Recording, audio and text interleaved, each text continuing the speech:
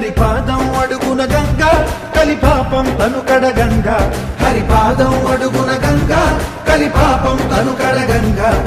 కరులే కరలేని విరచాన వీలదిగి రాగా కరలా కనిపించే జలధార సరస్వతి పొంగ సుడులు తిరిగి బడిగ ఉరుకులెత్తగా చెడులు కడిగి పుణ్య ఫలము నివ్వగ శృతులు కృతులు గతులు గతులు జలరేగా ఓంకారేశ్వరి శ్రీహరి నగరి ఇదిగోరా బదరి వైకుంఠేశ్వరి సిరికి నగరి అదిగో మహిమగిరి